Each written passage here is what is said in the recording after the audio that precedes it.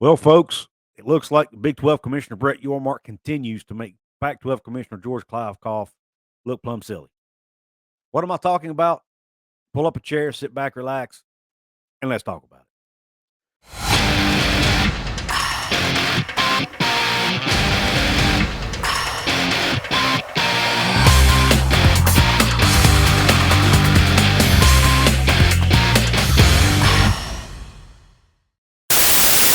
What is up, college sports fans, Big 12 fans, and fellow members of Mountaineer Nation? This is Coos. Pull up that chair and let me serve you up this shot of top shelf college football content. This episode focuses on the Big 12 conference expansion talks, TV deals, the whole 9 yards. But what we're focusing on specifically are some comments that were unveiled, some emails that were unveiled from Pac-12 Commissioner George Kliavkoff that may have caught him in a little bit of a lie, an untruth. Maybe he just didn't tell us the whole truth. Whatever the case may be, the PR towards the Pac-12 and George Kliavkoff continues to take a hit. Now, also, along with that lines, Kliavkoff has thrown some grenades at Big 12 Commissioner Brett Yormark to try to make him look bad. And all Brett Yormark has done is do exactly what he said he was going to do since he took the job August 1st. Really, he started before that. When the USC UCLA move was announced, Yormark got involved already, or right after that. But he really didn't officially take the job. I think it was August 1. But since he took the job, he's hit the ground running. He's done everything he said he was going to do. He's thinking outside the box. He's delivering on promises. He's living up to, so far, he's lived up to the hype. And George Kliavkoff, not so much. And let me go back to the statement I was telling you about. I'm going to share this with you. This came from an article in The Athletic, and I know some of you may have already heard about this. So you may have already seen this article, and if you have, I apologize. I know I'm a little bit late getting this out, but hey, it was a holiday weekend. Anyway, here's the article. In The Athletic, it says, Pac-12 Commissioner interested in possible Big 12 partnership before college football expansion feud. That article, the headline there is key, folks, because he kind of made it sound like before he wasn't interested, and I'll get to that in a minute. Let's go on down here in the article. This article was written by Christian Capel on December 30th. Before the Pac-12 and Big 12 engaged in a public feud regarding the most recent round of college football expansion and whether it might include one conference poaching teams from the other, Pac-12 Commissioner George Kliavkoff was intrigued by the possibility of partnering with the Big 12, according to an email obtained via public records request by The Athletic. Here's what you need to know. It breaks down the decision by USC and UCLA to go to the Pac-12, or leave the Pac-12 for the Big 10, rather. Talks about Texas and Oklahoma leaving the SEC possibly as early as 2024.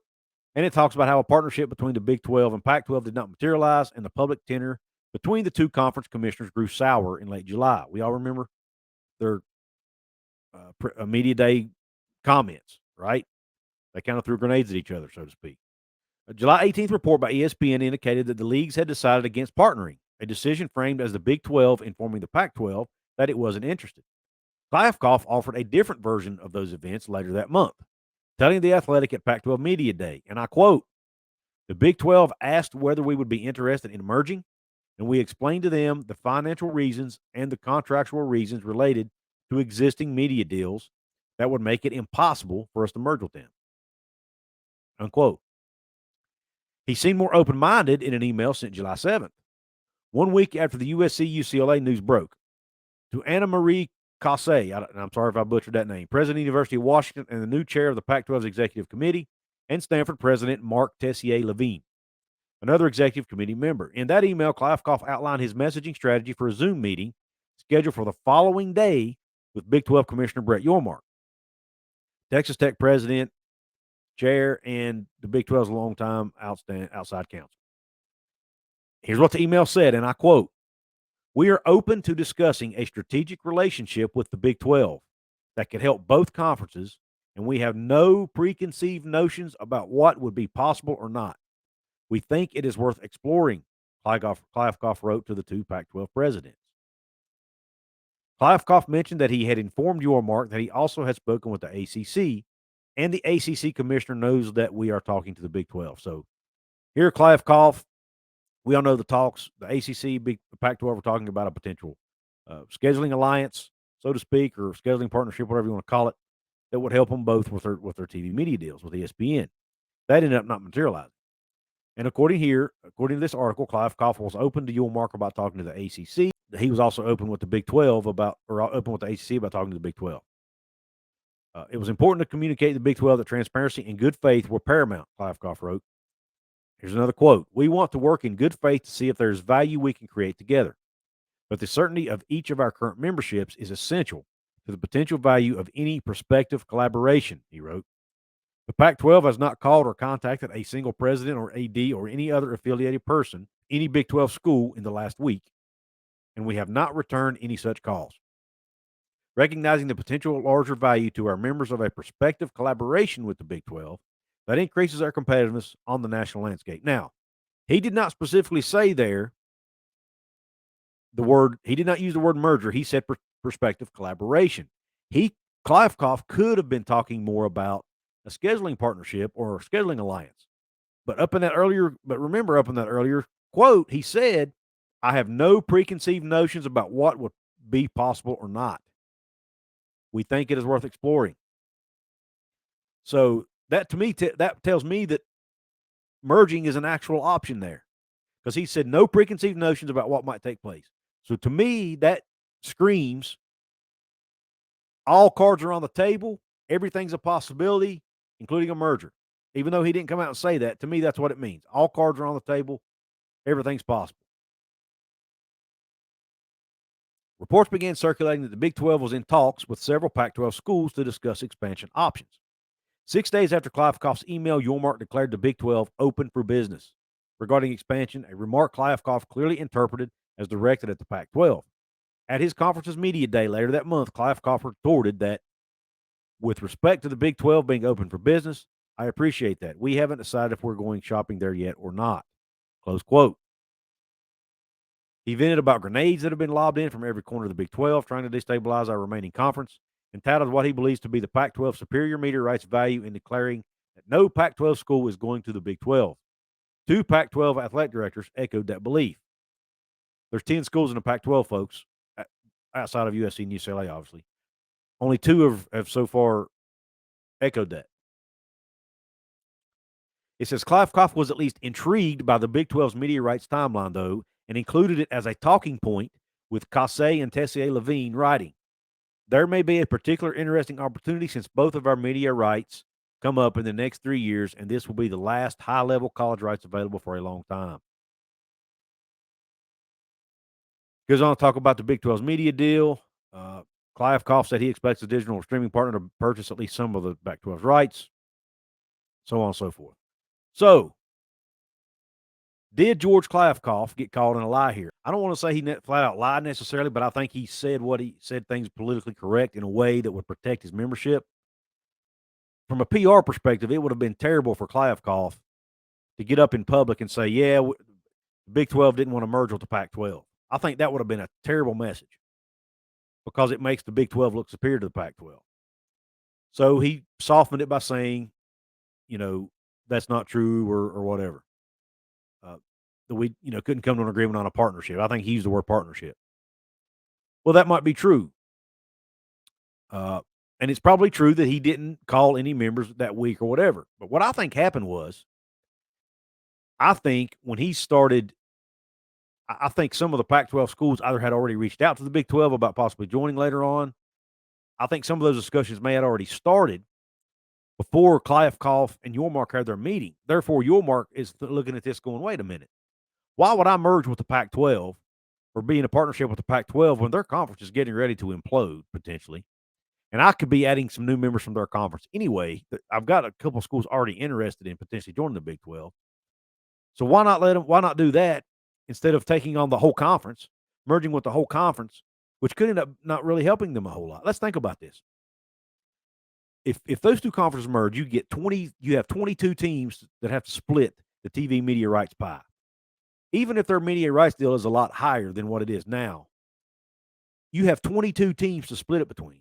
Let's just take the Big 12's media deal and use that as a baseline. Okay. Right now, the Big 12 extended their media rights deal with ESPN and Fox through 2031, which is a 6-year deal worth about $2.3 billion total over the 6 years time frame.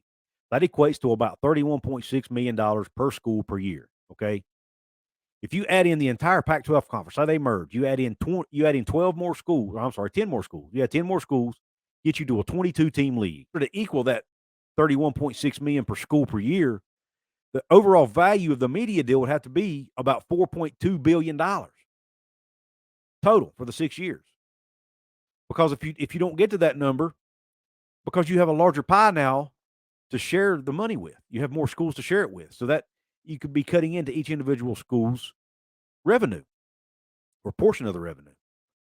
So, and I just don't know that adding the entire Pac-12 brings you that much more value to where you get to $4.2 billion a year. Now, maybe I'm wrong, and if somebody like Bob Thompson is watching this, you can correct me if I'm wrong here, but I just don't see it, folks. I really don't.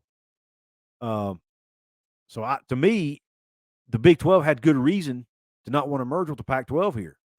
And two, if I'm a school like West Virginia, Cincinnati, UCF, why would I want to travel even further west than where I'm traveling now to play my conference games? It just doesn't make any sense. So, and as far as the scheduling alliance goes, those 3 Eastern schools need to be able to make their own non-conference schedules that are where they can play games more regionally.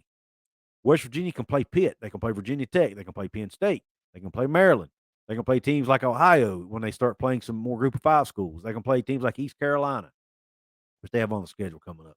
They can play teams that are closer to Morgantown.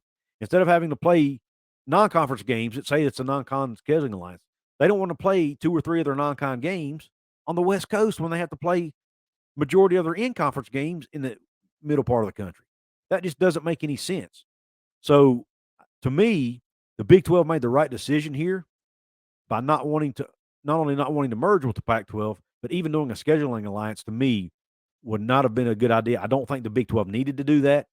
And quite frankly, I'm not sure the Pac-12 needed to do that. The only advantage I see here to these 2 leagues merging would be, like I said, larger inventory for the networks, and it would,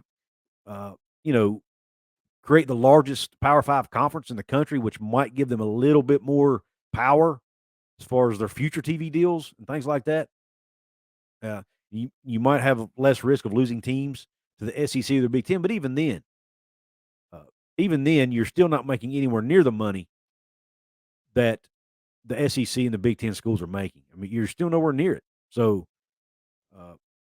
I just don't know that a merger between these 2 conferences helps from a financial perspective. It might help stabilize things a little bit for a short period of time, but I'm not sure it improves it. And as far as Brett Yormark goes, if he feels good about already being able to get some Pac-12 schools into the Big 12 without merging with the entire conference, why not go that route?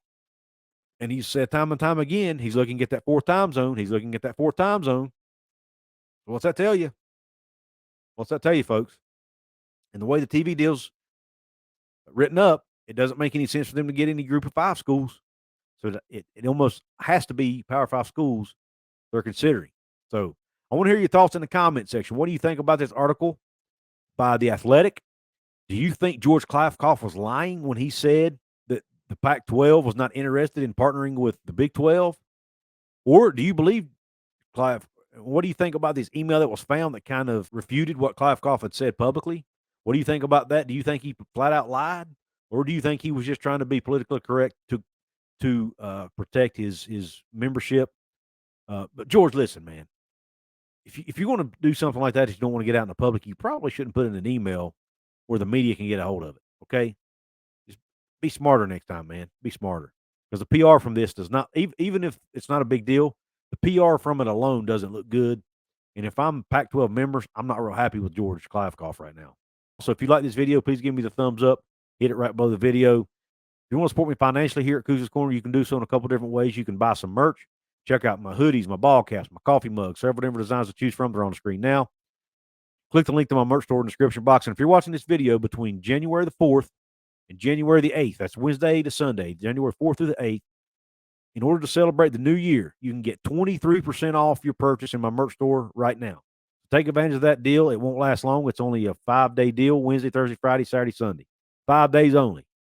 January 4th through January 8th, 23% off my merch store. Links at the top of my description box, or hit a picture of one of the products below the video here under the description box. That'll also get you into my merch store. You can join Cougars Corner, take advantage of the perks that has to offer. Last but not least, you can support me for free by leaving a comment, hitting the thumbs up button, sharing this with your friends, and subscribing to my channel, helping me get to 5,000. Those last 4 things are absolutely free and easy to do. In the meantime, I really appreciate you tuning in. I appreciate your support. And until the next episode of Cougars Corner, Q Country Roads. West Virginia.